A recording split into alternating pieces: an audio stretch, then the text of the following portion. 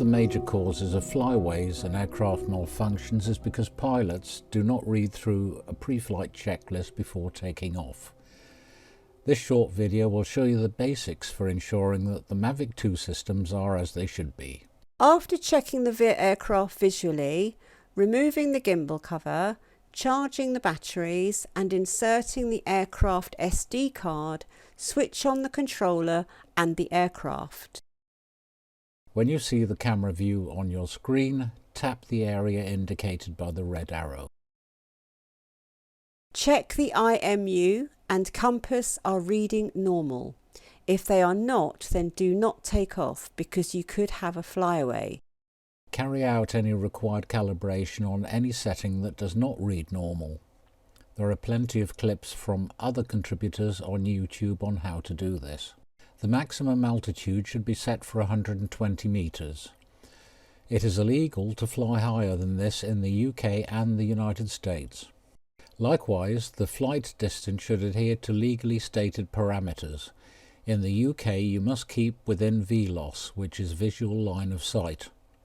As you can see, I've got my flight distance set at 500 meters. Wiping your finger up on the screen brings you to the next area to be checked.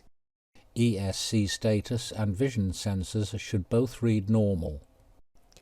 Remote controller mode is normally set for mode 2. The radio quality must be good. If it is not, do not take off. Scrolling up again, the aircraft battery should be at least 90%. The aircraft battery temperature is acceptable greater than 5 centigrade.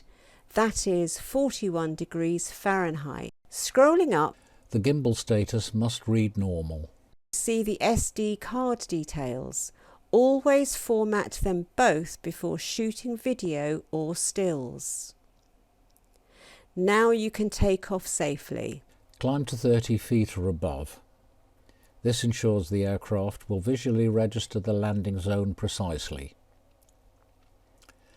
Finally, note that I have my checklist attached to my controller harness, which I read off before each flight. My CAA ID is on the reverse side. There is a copy of my pre-flight checklist below, which you can copy and paste for your own use.